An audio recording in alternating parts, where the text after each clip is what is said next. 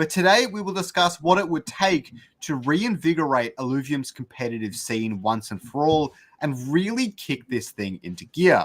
Today with me, of course, I have my co-hosts Sam, Withers, and Taryn. Taryn obviously is one of the influencer manager at Illuvium. But yeah, it's great to have you guys here. I think we're gonna have some really good chats. There's some really great community discussions this week. Some really cool community posts and community content and things like that as well. A little bit of news. It's been a little bit slow in terms of Illuvium's development cycle this past week or two. I'm hoping it's going to kick into gear, but I'm still waiting another 2 weeks. Probably October, we really start to kick into gear. But still, exciting times. There is a lot to talk about, a lot to go over, and we're going to need the community's help with all of this as well. That's why I made that tweet the other day, and we are going to cover that off at length today. So looking forward to that. How's it going, guys? Good. Thanks for having us. Another week. Yeah, looking forward to it. I'm pretty excited about all the stuff that's coming with esports and keen to cover some of the topics that you have lined up. Actually, don't know what they are, but as long as we're addressing the esports stuff, I think it's going to be quite fun. Well, you say they are, but it's usually one core topic, which today is the esports stuff. Cool. So let's jump into the news of the week. Not too much to go over today, but Illuvium 0 1.1.1 patch deployment fixed a major UI bug where passive generator resources weren't working and things like that. Client only update. You did not have to update your game, and fixed a bunch of forever loading screens. So pretty simple stuff. There is still a known bug that I actually encountered for the first time the other day, where basically sometimes your stuff just won't generate or whatever because they don't have power, even though it says they have power. So keep an eye out for that. The next one we've got is actually the August 2024 burn report came out. What I found fascinating here wasn't actually related to the burn report, but it said something like he's doing a quarterly burn report when I was always under the understanding it would be monthly. So that's why he released the August one. Anyway, so our next one's going to be in November.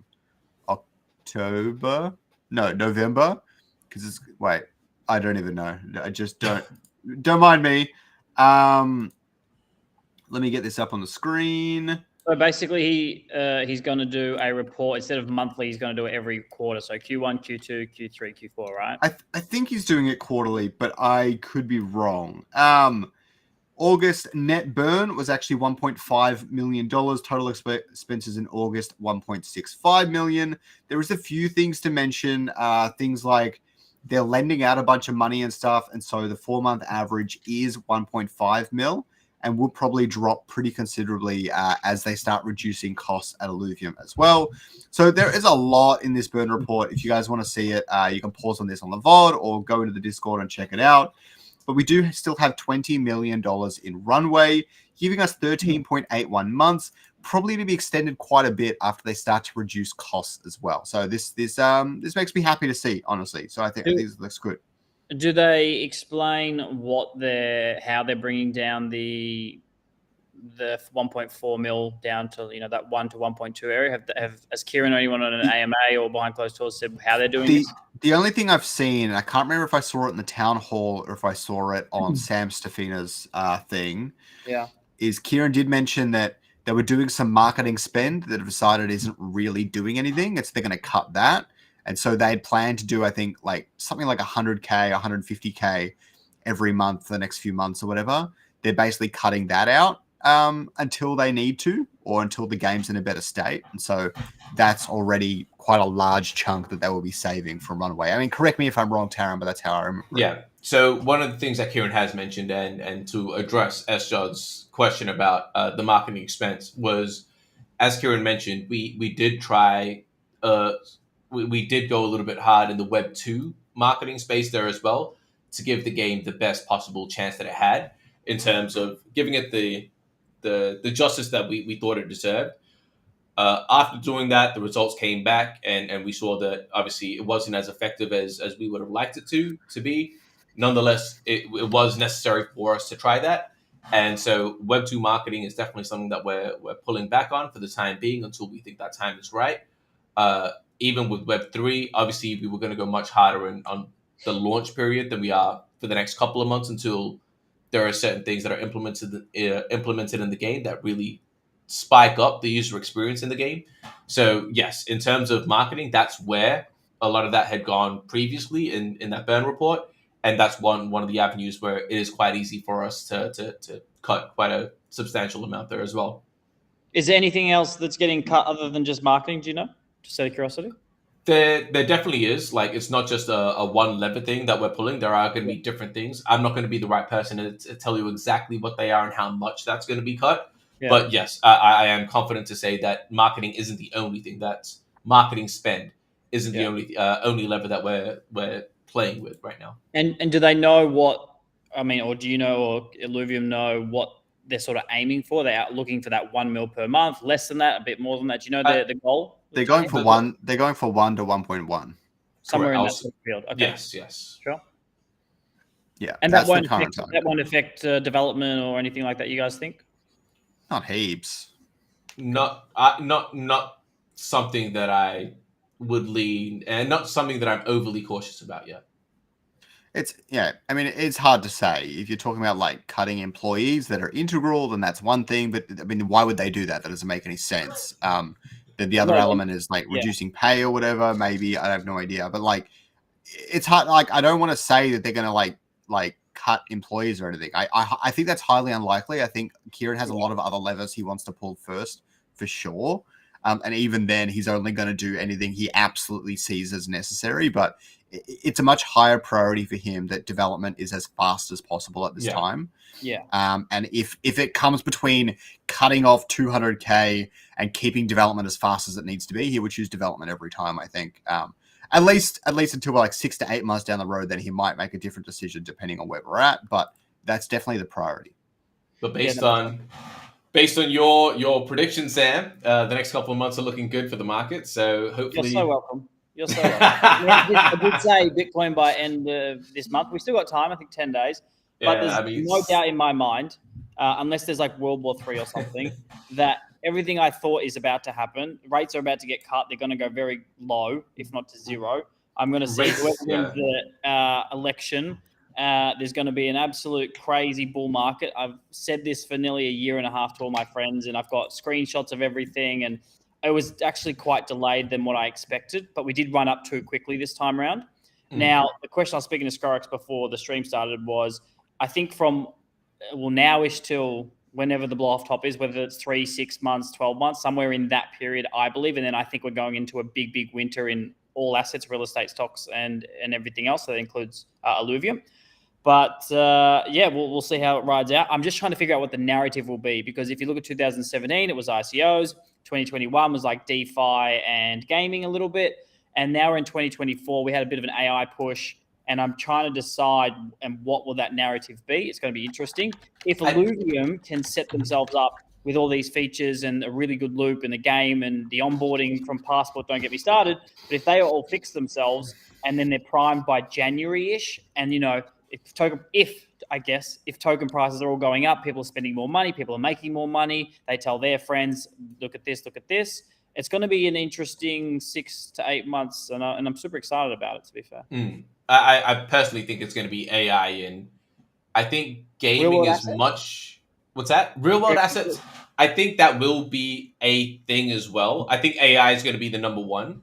I think with NVIDIA doing NVIDIA things, like everyone is looking at AI. With ChatGPT, it's the first case of consumer use of AI where the everyday consumer is able to use it. So I think the speculation there is going to be huge. Real world assets, I would actually say, I think this is I'm just assuming here, and again, this is just Taran, not anything to do with Illuvium, but I think gaming, because that is the other consumer use case, as long as we can get, like, if we had that speculation in 2017, the games, no matter where we look now, Kieran's even said this, and I agree with him completely, there are so many other studios that are building quality products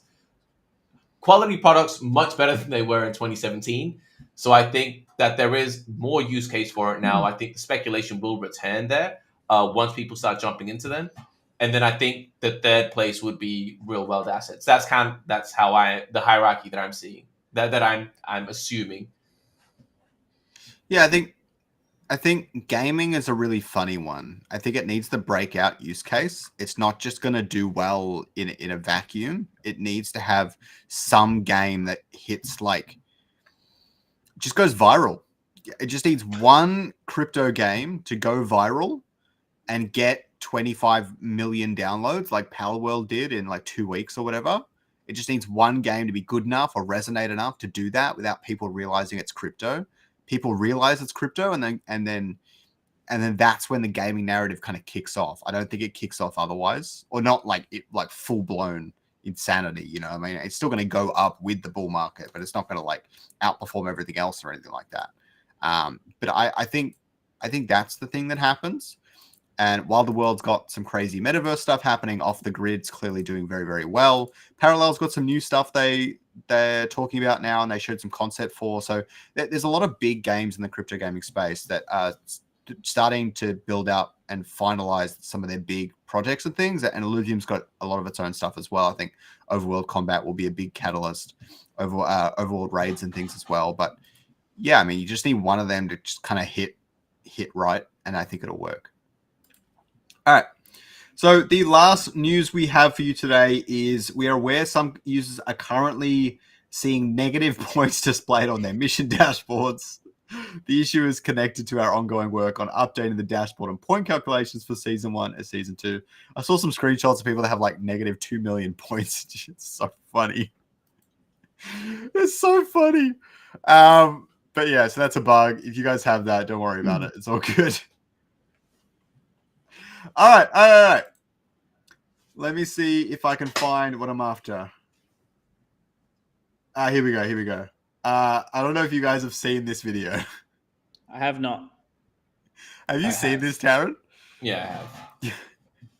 It's my favorite video of the month. It's my favorite video of the month. Judging by Taryn's reaction, it's not that funny. But go on, can you play it? So Rich posted a new game idea, Dance Revolution Illuvium. Oh, so it's like a meme, is it?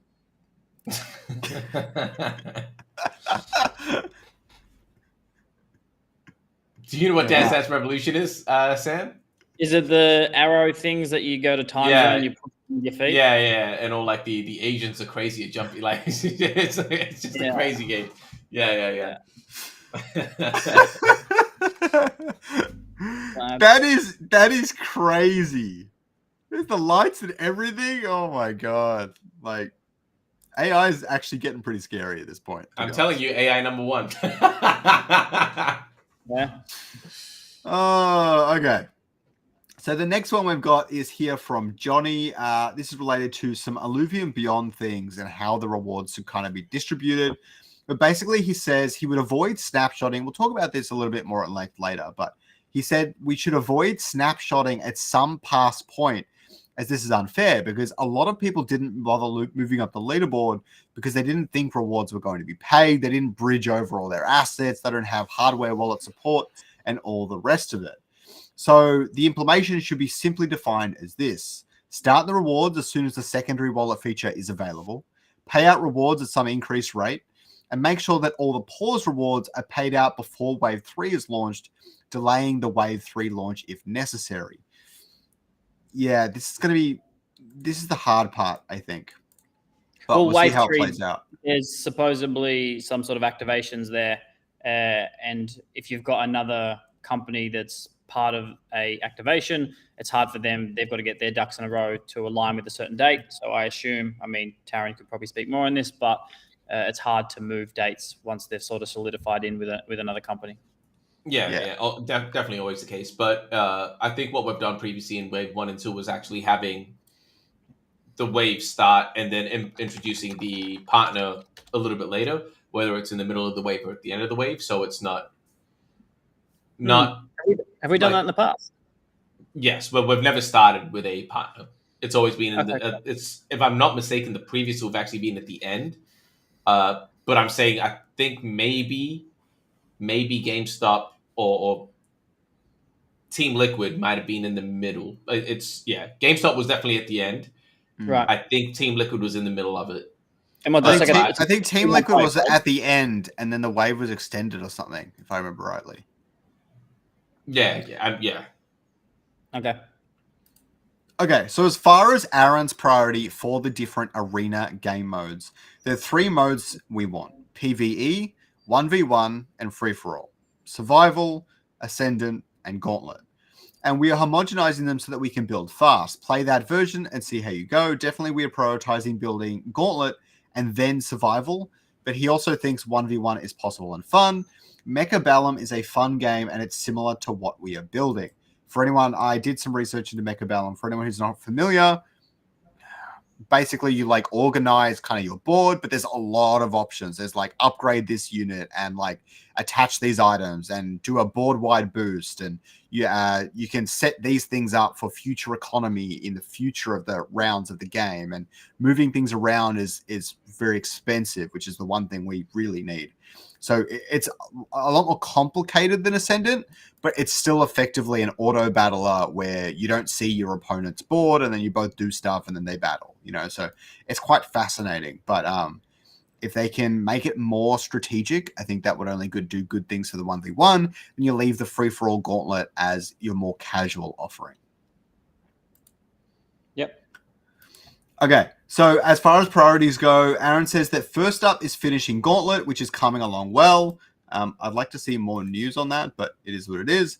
And Survival, which I think will be amazing. By then, we will make the final calls on Ascendant.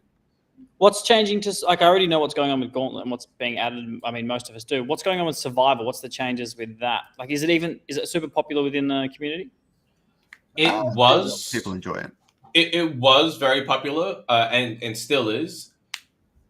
Debatable how much that was impacted by the rewards favoring Survival, getting to wave 40 and things like that. So the data definitely points that, okay, we have a huge amount of players. When I say huge amount, a huge percentage of the players playing Survival. And even now, with that not being the case, there is actually still quite a large percentage playing that. I think there is a cohort of the players that enjoy that puzzle game where they try and figure it out. I think that is the case. Personally, I've always been a bit more competitive, so I would definitely prioritize Gauntlet, Ascendant, and then Survival. That's just me, as I think a more formulated, an overhauled version of Ascendant could actually do us a lot more benefit than Survival. But that's just my opinion. But yeah, there is definitely players that enjoy Survival. My concern is, and I don't know how other games have done this with like Fortnite and stuff like that, when you need X amount of players for the arena, right? For Gauntlet, you need 8 players before you start a game, like waiting queues and lobbies. But with us, with Illuvium, there's Gauntlet, but there's also Leviathan Arena. Yeah. There's also Ascendant. Then there's a Leviathan of an Ascendant. Then there's Survival. My concern has always been you're splitting the player base up into so many different game modes. And I don't know how they tackle this. It's like when Uber started their companies, you can't just have 1,000 drivers out there, and that there has to be a build of some sort. I'm wondering how they're thinking of, is it worthwhile just having, I mean, I'm not saying less options, but like, how do you strategically supply the community with a great balance with all these arena modes? Like, do you just cancel like Ascendant or Survival for a little bit, or how as a team? So I just want to say, as someone who's played quite a bit of competitive Pokemon's a really funny one, because there's one competitive format, which is your 2v2 VGC rules format. Level 50 Pokemon stats are treated a certain way and so on, and there's a certain amount of Pokemon allowed. But there are about 20 to 30, probably more, actual different formats that you can play for Pokemon. And a lot of people play that stuff on other ladder systems. And there's a ladder for all of them, and they all have a different rule sets. People quite enjoy it. So I think there's not really that much wrong. The difference is the player base. That's my concern, the player base. Like, so it's not that, it's the play. Like, we have X amount of players, and remember, there's I know. But so what I'm saying is it's not so bad to have a lot of game modes, but you just need to sanction one of them. You need to say, this one game mode is our competitive league. If you want to be involved with our tournaments, if you want to rank up, qualify, get all the rewards or whatever, you focus it all in one concentrated zone, and then you let people enjoy the other ones if they want to. And I think that's how you do it. Personally, I like seeing Gauntlet Leviathan get so much attention, but I think Gauntlet, the casual Gauntlet, needs almost as much. I think you're right. Oh, sorry. Go ahead. Like, why not delete Ascendant then? Yeah, I was gonna. I think you're right. 50%. I think rewards and prize pools and attention in a certain game mode is half of the equation. This is just my opinion. I do agree. If we go by Aaron's priority list, I would actually say let's put aside Ascendant for the time being. If that is the last on the priority list, make it, because in Gauntlet there is, like what we're all saying, there are two game modes. There's the casual game mode and Leviathan game mode. That's already splitting the player base into two. Let that be the case. And then we've got survival. That's a third game mode. So allow that to be a thing. Yes, that doesn't need a player base necessarily because you're just playing against PvE. But with the PvP, we've got two game modes right there that are PvP. And we don't want to be splitting. Ideally, we don't want to be splitting it when there is a potential lack of players doing that anyway. Yeah. If it was up to me, if I could make the final call, I would say, hey, let's put a hold out. One, I would redirect leaderboard rewards, tournaments, and stuff towards Gauntlet. I think you're 100% right on that. That's 50% of the solution. And I think the other side is to put a pause on Ascendant and drive everyone to. Because what's the purpose? If we are really going to overhaul Ascendant essentially completely, what is the purpose of allowing players to play it right now and get used to it? And if it's going to get overhauled anyway. So just put that aside, gray that out for the time being. Say it's under construction, under maintenance, whatever you want to do with it, and then just drive users towards Gauntlet. I agree with that. I think Ascendant is not going anywhere. It's fine. It needs to be overhauled, but put it to the side. Wait, figure out Gauntlet with the two game modes because that's 16 plays every round it goes round, and then survival can be a side thing. But I'm still concerned about the player base and the numbers. I mean, but they'll have to work out a balancing act, right? Yeah, I think it'd be okay. I agree with. If it was up to me, I would gray out Ascendant for the time being. I think you have benefit keeping the custom lobby for Ascendant. I think that could be helpful. You can test out different things. But if you had the player base, I agree.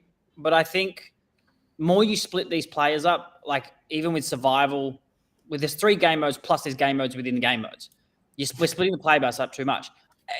How did Fortnite get 100 players every match? How did they do that? Does anyone know that? Because that would be super beneficial to be like, okay, they started off with X amount of players. They need 100 players just to get one game in, which is roughly every 20 minutes. People aren't going to wait there for 10, 20 minutes for a game. How did they do it and figure out that? Well, the game has a ranked mode where you can rank up. It's not more complicated than that. How many players did they start off with, like, as an example? Does anyone know? A lot, because they rode off the PUBG hype. Okay, so they sort of went from 0 to 100 very quickly, so it wasn't a problem for them as much. Yeah, basically. Okay. Well, it's PUBG that needed to get players, but once you have 10K players concurrent on Steam and people can see that, it piles in quickly. Okay, well, let's see how it plays out. Well, I think we're all in agreement of what that should happen anyway. Definitely reward the same way that we saw those numbers for survival, and I think a large percentage of that was due to the rewards. That needs to be redirected in a Death Star kind of approach into Gauntlet, where it's like this is where the attention is. Yeah. I think the other thing I wanted to say is you guys don't think that highly of survival, and even I don't play it that much. But survival is a fascinating one because first it just became a real game. Before it was the same run for a single day, which was really weird. But now every time you play, it's different. So it's an actual game loop. It's not for everyone, but it's an actual game loop. But where survival gets interesting is there's so much you can actually really do with it. You can create a roguelike. Firstly, you don't need an opponent, so it doesn't really interfere with all that much. But you can do like a roguelike thing where maybe you're picking out of 3 cards every turn and you're building up, like doing a deck building survival. I think people would really enjoy that, especially with leaderboard rewards and things like that. But the other option is survival gives you a lot of options for co-op as well. You've got things where you can do like a PvE with 2 players, where you're both placing alluvials on the board and you're teaming up. And then I think I heard someone in a Discord say that when they imagine raid battles, they actually imagine survival mode, essentially, where you've got a bunch of players all facing off against one or hordes of waves of enemies or Leviathan or whatever, and they're all placing alluvials on the board at the same time and things like that. And that's kind of like a raid scenario you can have. So I think survival has a surprising amount of potential in it. I don't know if that's what Aaron's seeing, but I think even with like a roguelike, you could do something pretty cool that anyone can jump in and play because they don't need to find an opponent. I think that would be powerful for the ecosystem, especially for learning the game. That's something we don't really have right now. Survival's a very good tool for learning the game. Which is why I didn't suggest graying out survival. I think survival does have, considering that it is currently even just a PvE, I think there is actually room to try things out, test things out. I think there's a lot of learning potential in survival. So 100%. All resources should go to Gauntlet, and then once that's done and figured out, then move some of them to survival. Yeah, I agree. Something like that. Yep. Or just keep working on Gauntlet. Get it like perfect or like really, really good. Like we need scouting, we need the good econ UI, we need ranger weapons and things. There's a lot to add in there, and it's hard for me to tell what's been done yet, but there's a lot to add in there. Okay, so as for the overworld though, Aaron says we're looking at two things: building a better experience for paid trips. I really don't know what that means. And a mode outside of paying, which is like the best kept secret in Illuvium right now. What the hell is this mode they keep alluding to? I just want to know. Does this go back to Sorry, does this go back to, remember when we did like a thread post or something ages ago about the free to play thing of where there was non-NFT alluvials and so on? Obviously, it might not be that, or probably won't be that, but it was just I have no idea. To get the ball rolling. But I assume with a sentence of mode outside of paying, it's probably going to be a storyline or something to entice them with the IP. Maybe TSG can talk about that. It's the same goal. I just don't know what their plan is. It's an enhanced version of a free to play experience. So what that entails, I'll leave it for Kieran to come out with. Yeah. But yeah, I think everyone agrees that the free to play experience is lacking, and that needs to be everything addressed. is lacking. Yes, I mean, look, I'm not going to fight you on that.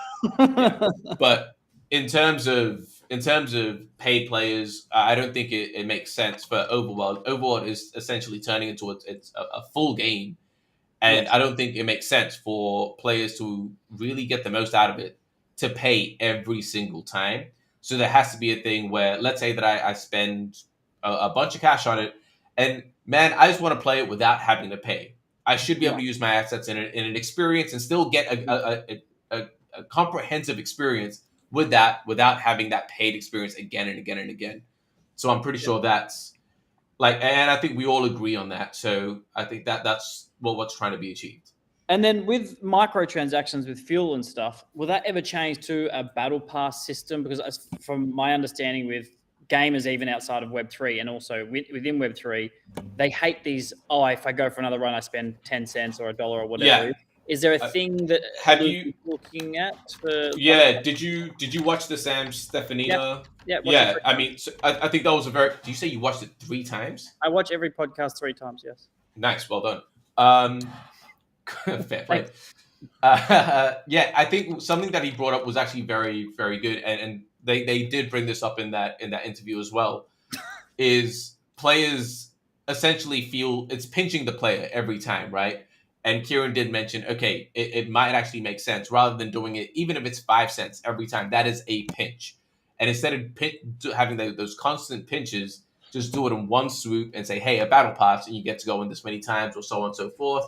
That's definitely a discussion that's being had, because understanding that constant pinch is frustrating is something that we've taken on board. Yeah, I think if a battle pass, because I remember the podcast and that you said it would be the same outcome even with the same money, but they won't feel like you just said, a pinched, I guess. So if you've got a battle pass or something that made sense, it'll just a way better experience. I don't see why they wouldn't do that for sure. Yeah, and it's like we think about it in battle passes gamings. If we go out for a dinner or something where you get, I don't know, like you buy a drink every single time, or you pay a larger amount and you have as many drinks as you want.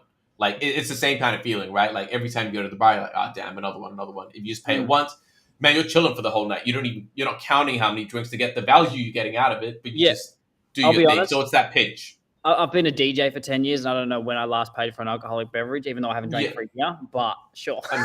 You get the concept. You get the analogy. Yeah. Okay. Cool. And Aaron does talk on it further, where he says, so think about Gauntlet in Arena. This is completely free to play. It has an element of paying by having Leviathan mode, but you can play the whole game for free if you want. We're adjusting survival and ascendant in this way. Then the plan is to add this in the Overworld too. The main content for Overworld will eventually be outside of paid runs. The paid run, which is good. The paid run should be collecting alluvials. The actual game should be something else. Here's the idea. Play a fun game. See that you can get a bit further if you have some of your own cards. I like that idea. It's like you're just going to get further in the game and do better if you also own alluvial. So that's kind of where you work that side of it in. Collect free cards, tier 0. Play more and get further. Collect the paid cards, get to the end, and try and beat it. Hopefully, have a really good team, and then you can beat it. I think that's the right way to approach all this. Obviously, stats and things would probably have an impact as well. I'm reluctant to ask, but I will. Is there a rough timeline to see something like this internally? Have they been saying anything? Soon. Nothing. I think having Kieran do these town halls more often, and what I want to try and do is, I think you guys did a really good job. Stan did a really good job, is identifying these avenues that we can get Kieran and even Aaron put in front of you guys. Even if you guys are up for it, I could probably speak to Aaron and try to get him on here as well. I think these are great questions to ask him, and I think it makes way more sense for them to come out and start to address some of these and share how they plan to get this information out there, and rather than, I don't know, just leaking things here and there. I think official announcements from CEOs, from founders, make a lot more sense. It's hard because if I put myself in Aaron's shoes, and I understand, or even Kieran's, they don't want to say too much because obviously things, when you are in the public eye, especially of like a crypto project, when you say things that has merit, right? So my concern is every answer or every like even everything in Discord now, right? They're reluctant to say as more details, and it's very broad answers, and I understand that. I definitely do understand that. It's very like, whether it's coming soon or whether it's like, well, we're going to do this or give a little sneak peek of this. And I think the hard thing, I mean, maybe just for me, it could be other people as well, but I've been in Illuvium since close to the very, very start. I think I was the very first person to give Kieran an AMA back in the day, but it was like, it's always soon, next, this, that. And it's tough on the community. I'm just speaking for myself, I guess, but I think that if we are just going to have broad answers, we're not going to get. So So how would you like this to come across? That's probably a better question. There should be an in-house structure. I mean, I don't know what's going on behind closed doors, but you need to have an infographic of what they want in the next year. They should know exactly what they want to do in Q4, Q1, Q2, Q3, all next year. They should have it planned out. There's a guy in-house, and I know this for a fact because they said it last time in a podcast a while ago, that they have a guy who can measure everything going, okay, it should be coming out by Q2. And let me jump in. Okay. But on top of that, I remember Kieran saying about, hey, they try and push dates forward so that way they can get things done quicker and everything else. Well, then just put a realistic timeline on, right? Like, don't go stupid and go, oh, it's Q4 when they know they can get it in Q1. But instead of saying Q1, just put Q2. So then the whole community can talk about it, going, there's no expectations. We'll see you in Q2. Here's the infographic. I can tell my friends, they can tell their friends, this is when it's roughly coming. And even, God forbid, there's a delay. Even if something terrible goes, guys, just have a town hall or put it on Twitter and be like, guys, we didn't fucking hit our targets. We're going to need another 3 months. I'm so sorry. This is where we're at. Look, here's a preview of it. This is where we've got to. There's just too many bugs. Let's move on. I'm so sorry we didn't make it. That's fine with me. That's clear. That's communication. Right. I would do something like this. Right. And so with an infographic like that, the criticism of town halls and things like that is it's very broad statements. If we were to do a 1 year infographic or a Q4 infographic, how specific do you think we could get in something like that? Would that not be relatively a similar thing of broad statements just done in an infographic manner? No, because it gives us. So right now, this is what I know. I know Ascendant Gauntlet. I know Gauntlet's coming soon. I know Ascendant's coming soon. I know Survival's coming soon. I know Overworld Combat's coming. You know what I mean? Like, I'm getting it. I'm like, cool, guys. Like, amazing. I love this. It takes ages to build a game. I get this. But just be like, guys, Ascendant, Gauntlet, Leviathan, Leaderboard will be done in Q4 sometime. Right. We will update you if we get to November, December, and we go, oh, we didn't hit it. Guys, we're going on holidays, Christmas. We should have it out in Q1. That's fine. Like, if it's a delay, we understand, right? But so Yeah. So what you're saying, we think Gauntlet could be coming out in Q2, Q3 next year. We have no idea what soon means. Just more precise dates. So rather than having a broad stroke infographic of Illuvium as a whole, what you're saying is, hey, let's do something specific for Gauntlet. What's coming out for the next year in Gauntlet? When we're expecting it? When's the next thing that's coming out for Ascendant? When are we expecting it? Overworld, such and such. Yeah. And making it more granular. I mean, that's a fair criticism. Absolutely. I just want specifics. I just want how a ranger weapon's going to work in Gauntlet. Just lay it out and put it in an announcement. I don't even care. You know, like just the Overworld's the big one though. Like how is combat going to work? But with those things, then you're taking away the excitement when it comes out though, right? So why would you want that? I just want to know. I don't know. Think about it, right? Like, so say you know exactly how the Overworld combat works. And then you literally will play the game. You log in, you go, I know exactly how this works. That's boring to me. I mean, it's my opinion, right? So all I'm looking for is overworld combat, guys. We're aiming for Q2 next year. Should be okay. We'll update you if nothing happens. But if you go, hey, the way it works with Overworld, you throw your staff, you catch the thing, you choke the animal's neck, and then what it does, right? So I think we don't need that. I think the idea is we want the excitement. And when we log in, we go to the Overworld combat. How does this work? Like, what's going on? And then it takes us all about one day to figure it all out.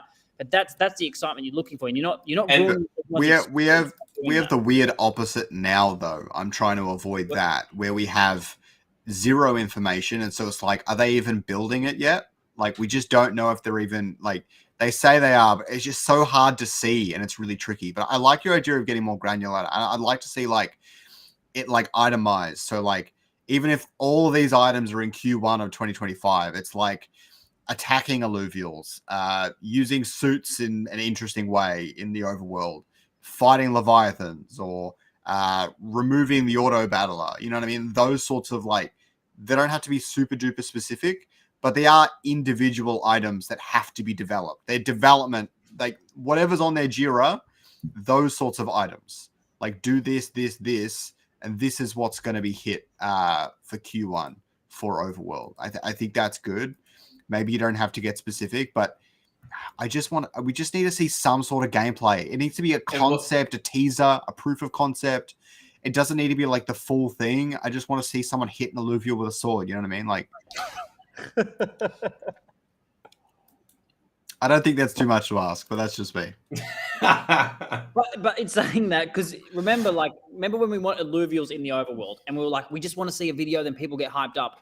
Like we've got all that now, but we're like, they're in the overworld. The same thing will happen when we get alluvial combat. If you showed that one video, we'll all be hyped for a couple of weeks, and then we'll be like, a couple of weeks is generous. Yeah, I know.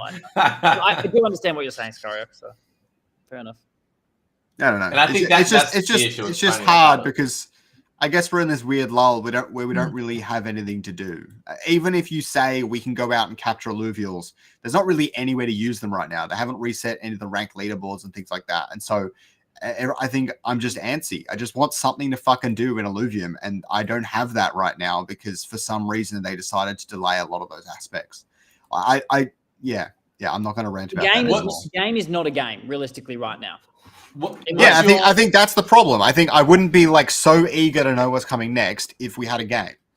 Yeah, because I like I said, I played it the first weekend of like maybe 4 or 5 days, and I even jumped on a call with TSG and like I was playing with him and stuff, and it was so much fun. I loved it because it was all new, but there wasn't a game. Like I like the game. I just want a ranked ladder that I can compete. And I think everyone in the community is the same. Like we all want to just play an amazing Web3 Illuvium game. It's just not there yet. And we just want timelines of when this will be. I think these are fair takes. I don't think anyone's being Well, what's your response, San, to you saying, "Hey, we want to experience it for the first time. We want to get our hands on it ourselves," and then someone like Sunny or S-Judd saying the players should know what the aim and the function are, so we can give feedback before they invest and go down that track.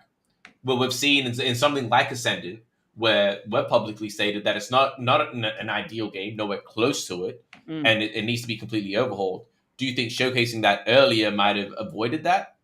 So I guess they have sort of two options here. Well, I guess one would be if you show the development of it and get feedback from the community. I guess you would do that on Discord or something. Go, hey guys, this is how far we've gotten Ascendant or Alluvial Combat, whatever it is. What do you guys think? What do you love? What do you hate about this? Get feedback and reiterate on it. That's one option they could do. Or one, they could just balls up and just finish what their vision is. If it's the right thing, release it. And either people will say it's dog shit or it was amazing. So they have two options. There's no wrong or right answer for this. It doesn't matter which avenue they go, but they need to pick one of them. And then iterate on it. It's simple as that. I think Ascendant's a really fascinating topic because I don't think they actually gave it an honest shot. I think their strategy's fine. Release it in whatever state it's in. If it's bad, then good. We give feedback then. We don't really need to preemptively give feedback. I mean, it's good to have it in like a great state before launch, so to speak. But generally speaking, we give the feedback and they work on it. The problem is they never worked on it. They abandoned it for Gauntlet, which is one thing. That's fine. But even with Gauntlet, they never release balance fixes and things like that. They're so busy on new updates and features that they're not fixing the game they currently have. And I think that's the weird spot for the community is we can give all the feedback we want. They're busy doing something else first. They're not going to deal with all that feedback yet. And so it feels like we're not giving feedback. They're taking it all in. It just kind of feels like we're not. And I just hope we eventually get to that point where they're happy enough with it that they actually give it the support it needs to be a game. That's what Ascendant had. Is just like they released an update like every 4 weeks, and some of it was like minor tweaks. It's like, why are you not giving this support? It's a live service game or whatever. It needs some support, and it just felt a bit weird. I don't know. And they abandoned Ascendant, which is fine. If that's their decision, then obviously don't keep updating it. That doesn't make any sense. But Gauntlet is now out, and they're not updating it frequently, and they've got new features coming. And so when all that happens, I hope they update it frequently. That's all. If they don't, that's when I would be annoyed.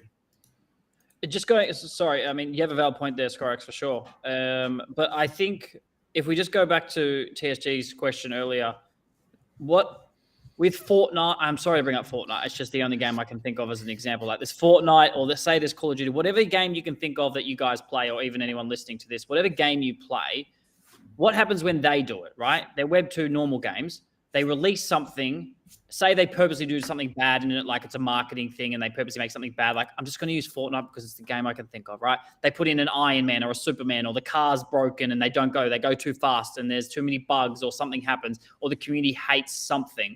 And then don't they just reiterate and fix it very quickly and then just produce what the community wants? In 9 times out of 10, that's what happens. And everyone's happy again. It's like, oh my God, this is amazing. And some people will not like it and some people will love it. So I think as long as you get majority of people loving whatever Illuvium is producing, then they're on the right track.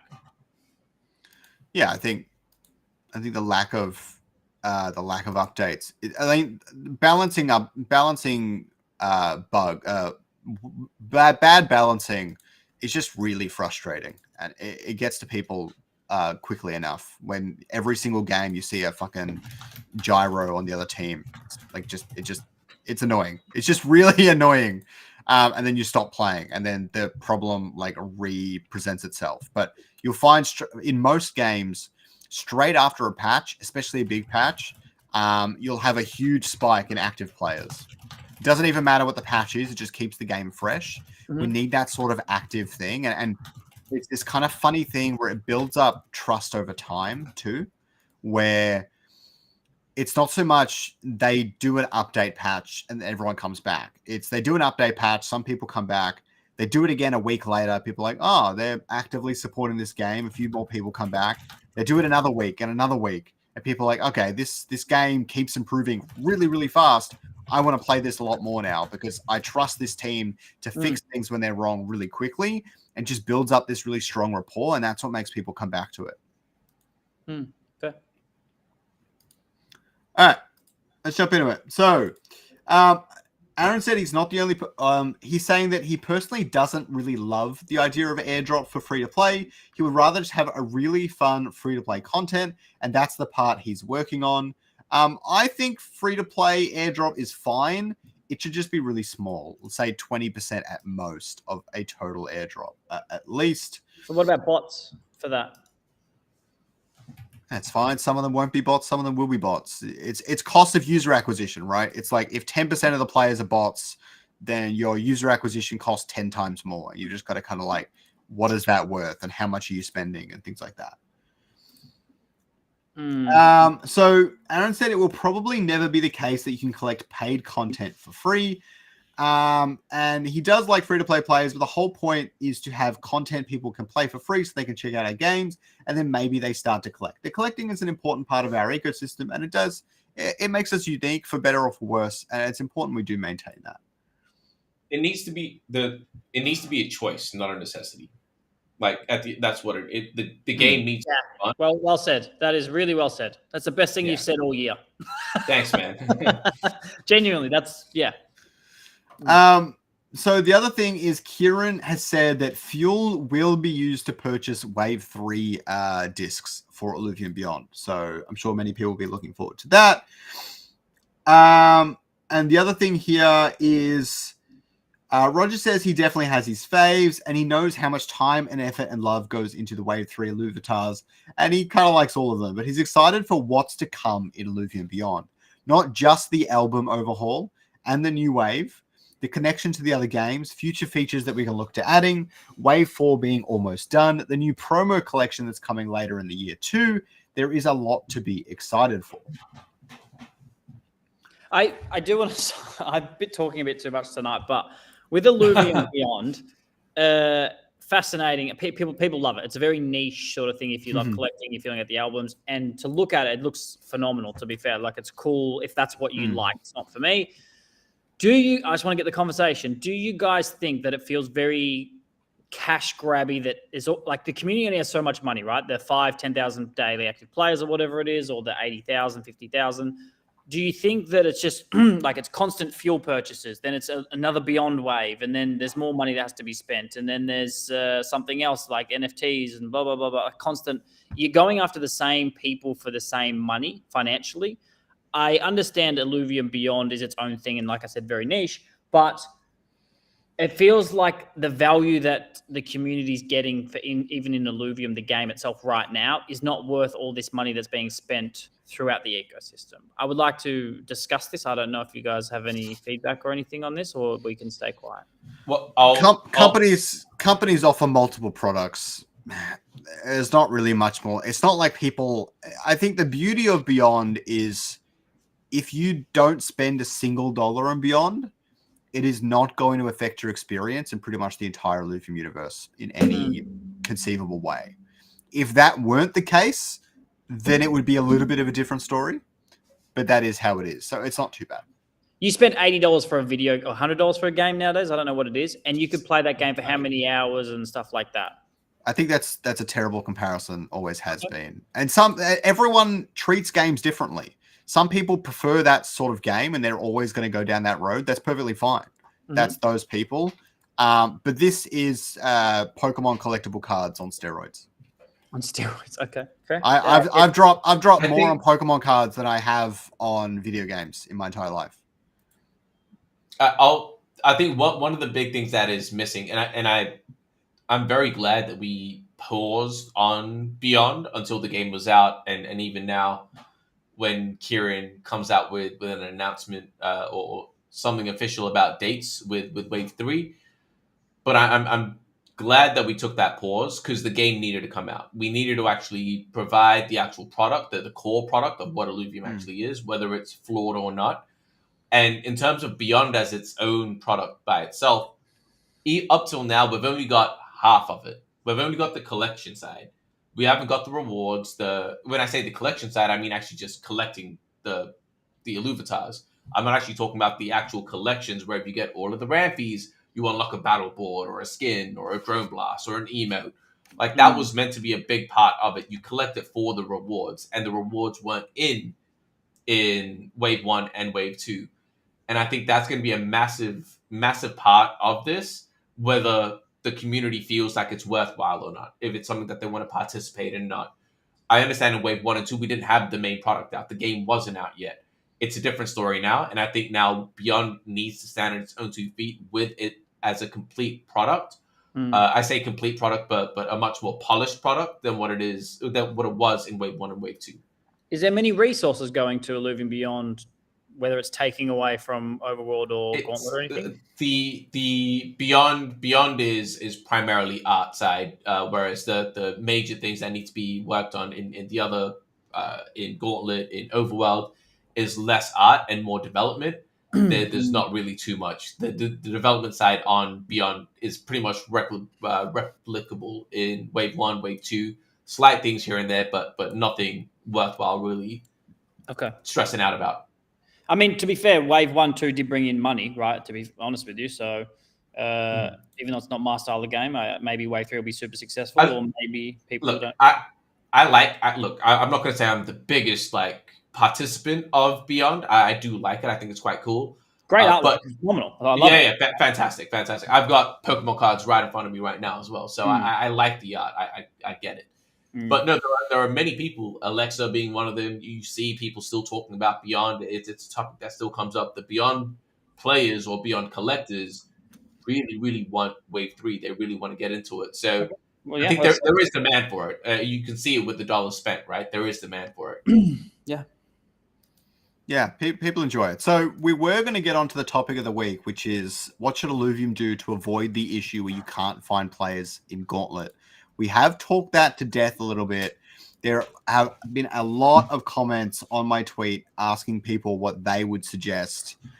Let's keep it isolated to that question specifically, because we've already talked a lot about kind of this aspect already today.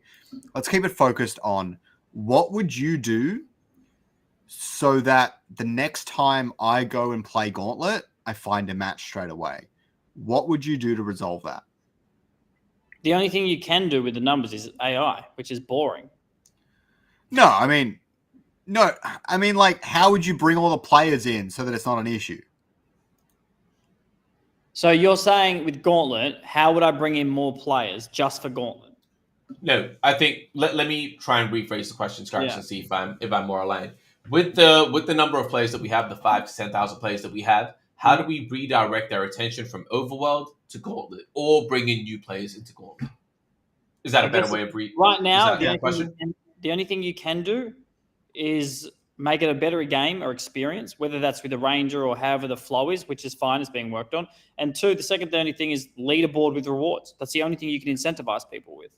That's it. I mean, correct me if I'm wrong if someone else has another idea, but that's the only way you incentivize. Why are people playing Overworld?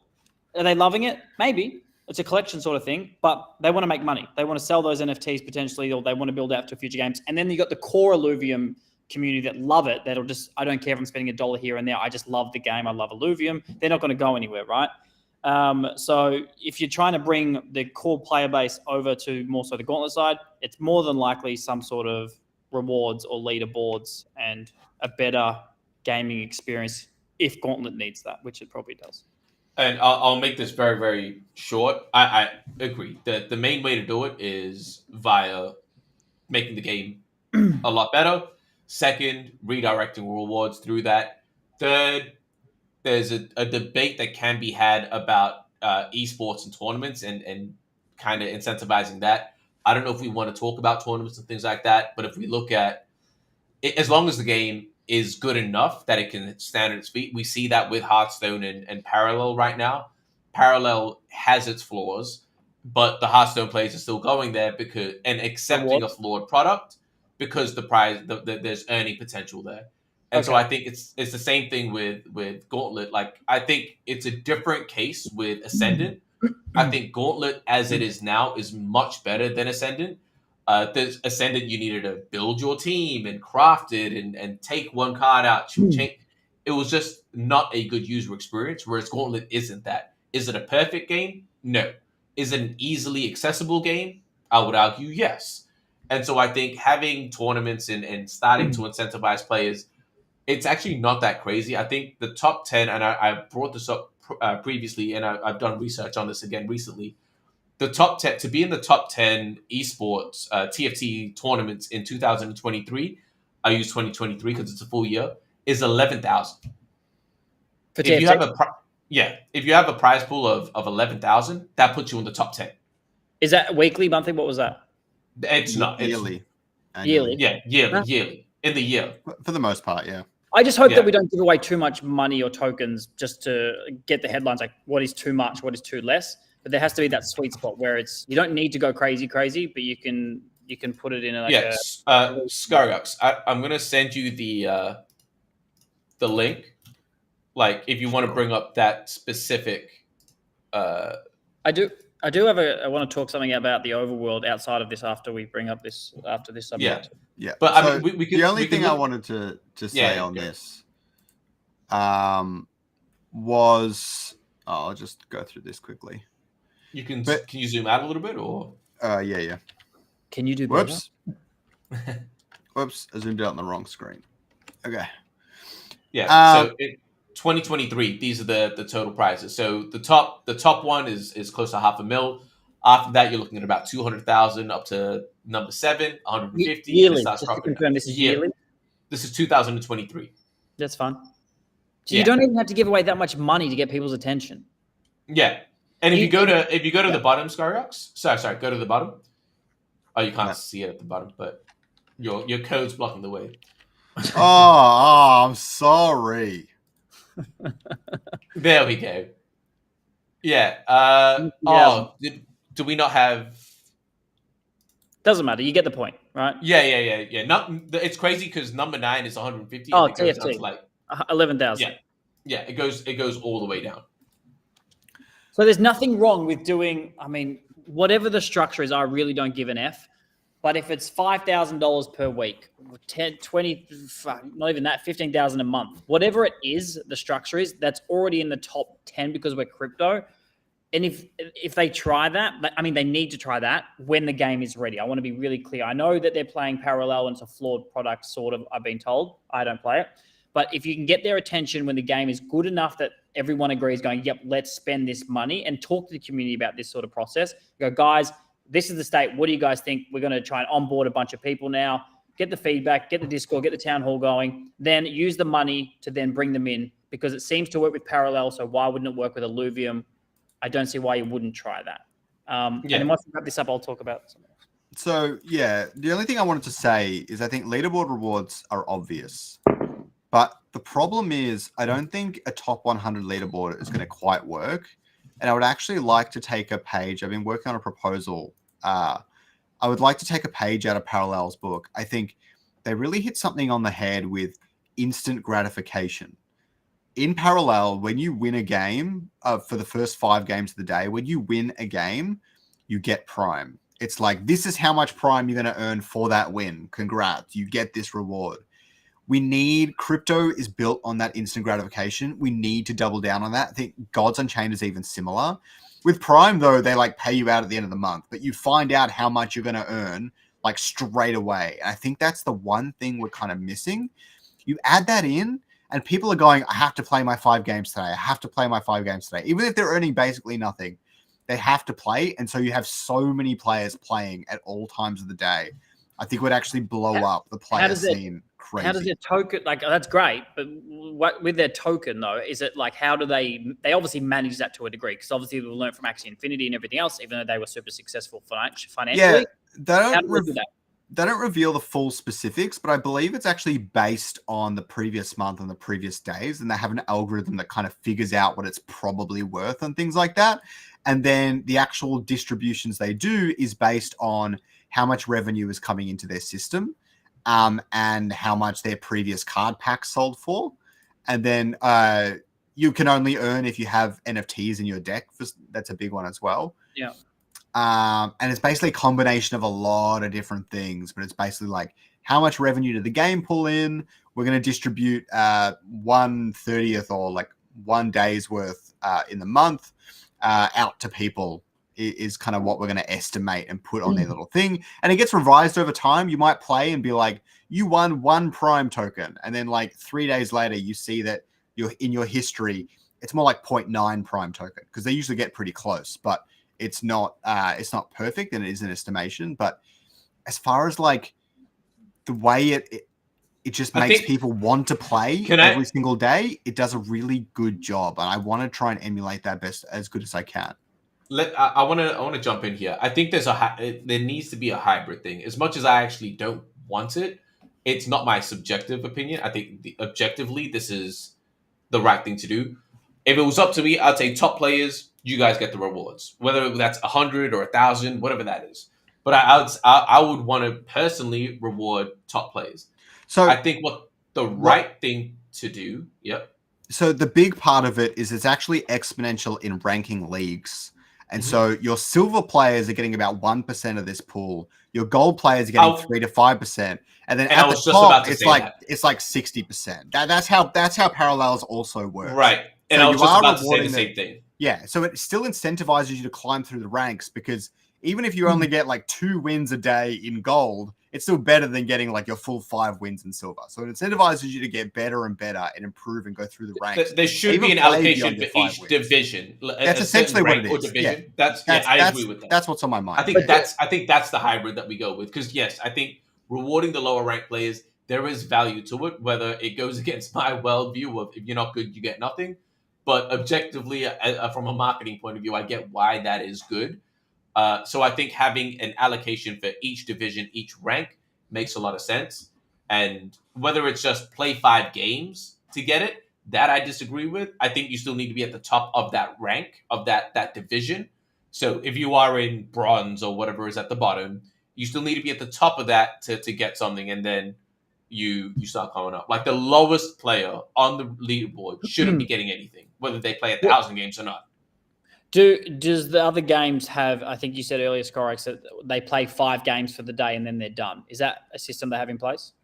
Well, they have Parallel has a maximum of 5 wins to earn. Any more wins beyond that, you don't earn anything. However, you get bonuses from win streaking and stuff like that. And so if you're like on like a 5 win streak, maybe you play 6 or 7. I think it overwrites some of your previous wins. But the other part of that is you can keep playing to try and rank up. So tomorrow you're getting even better rewards because you spent all the time ranking up today.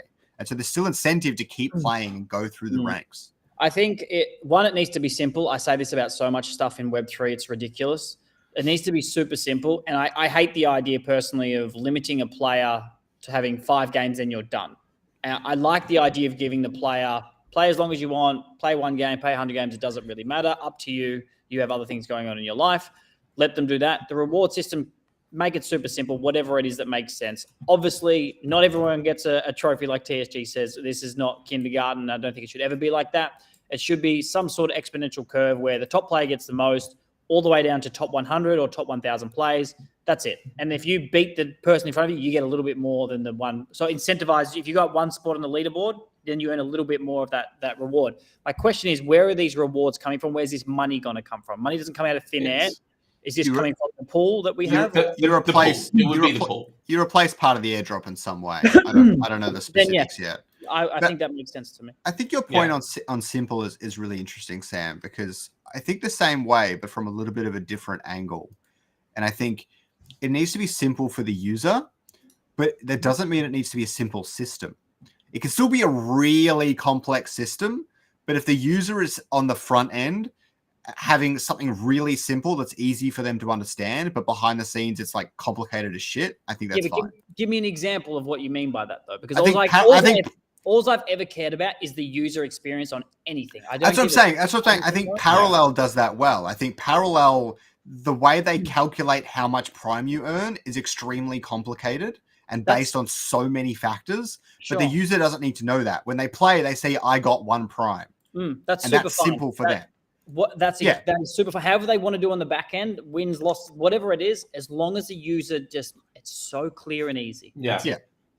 User experience is that's the biggest thing. Crypto is the number one thing annoys me is that everyone tries to make shit complicated and this and that. It's not it. People, like when you go to your bank, you know how much money is in your savings accounts. That's it.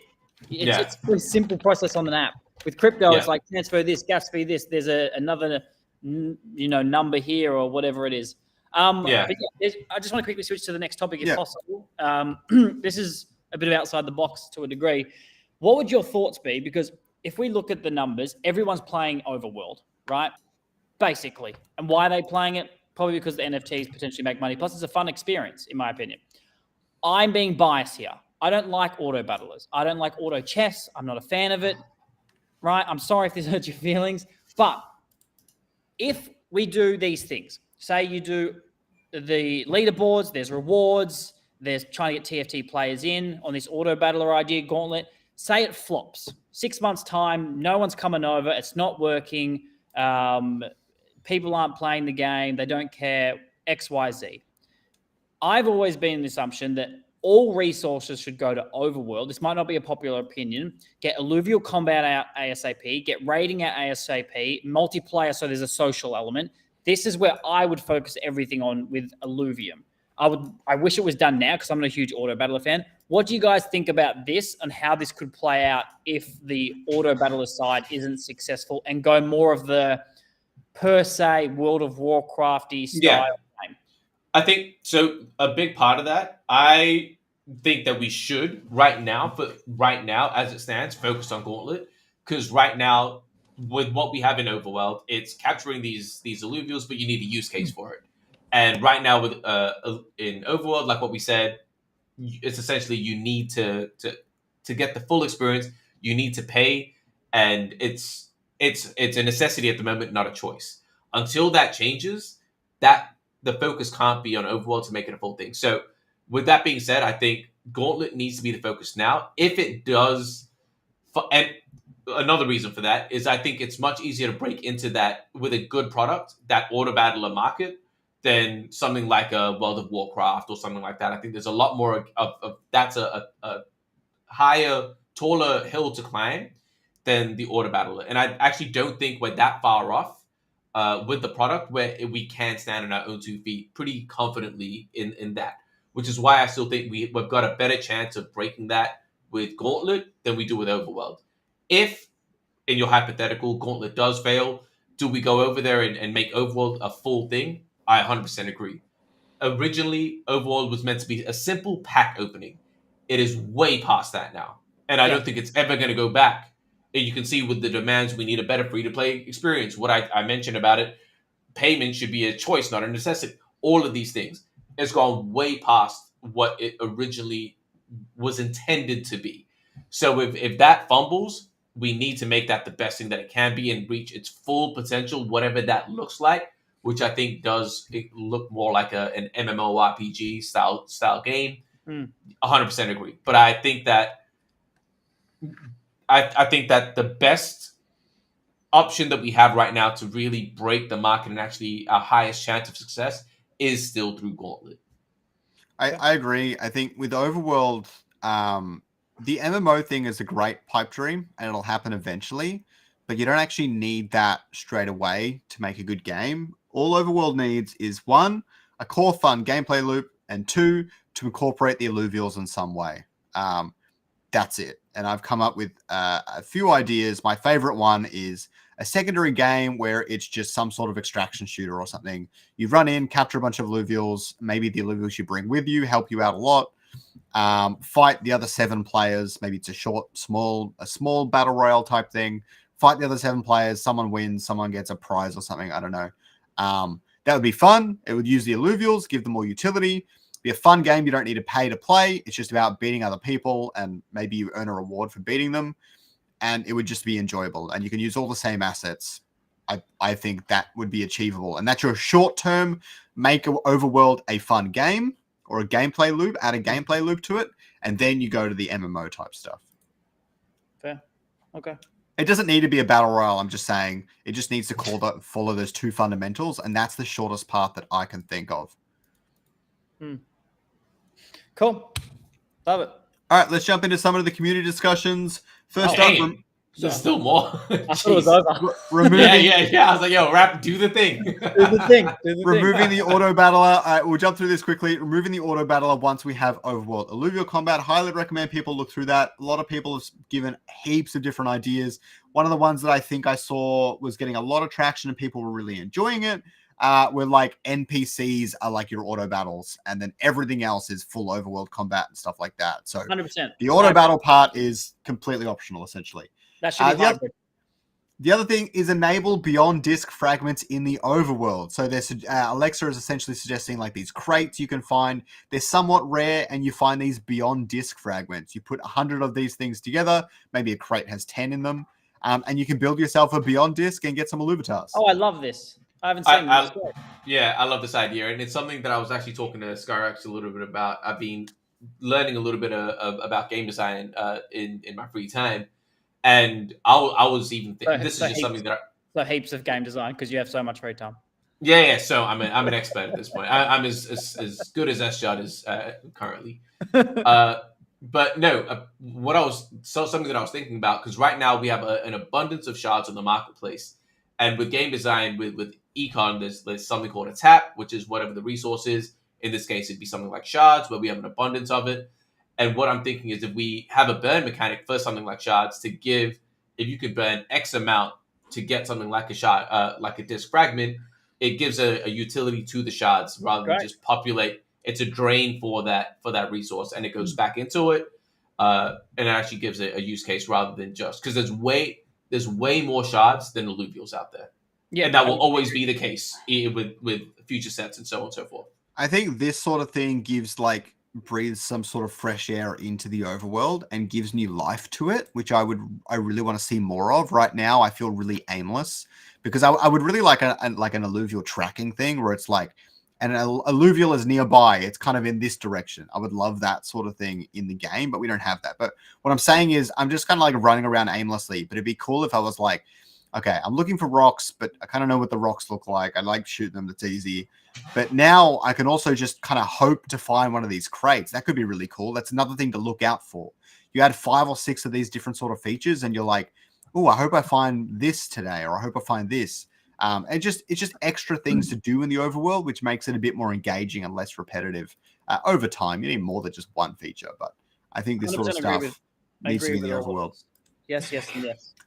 All right, so the next thing is community content. First, we'll start off with me. I made a Chrome extension. It's pretty cool. You can toggle on and off stats, and you can see all the stats on the Illuvidex with my Chrome extension. It's a lot of fun. People are really enjoying it. The F, can you as one person do exactly what the Illuvium team wants to do? I know it's not superbly UI great, but why is it? Hey, I worked hard on this UI. No. It's good. Screw you. You're one person. I'm giving you a compliment. Why is it taking the Illuvium team so long to implement this? If it took you how many days did it take you to do this? About 6 to 8 work hours. What the? I'm not a game designer or nothing, but TSG, why? Why is it taking so long to do something like this? I plead the fifth.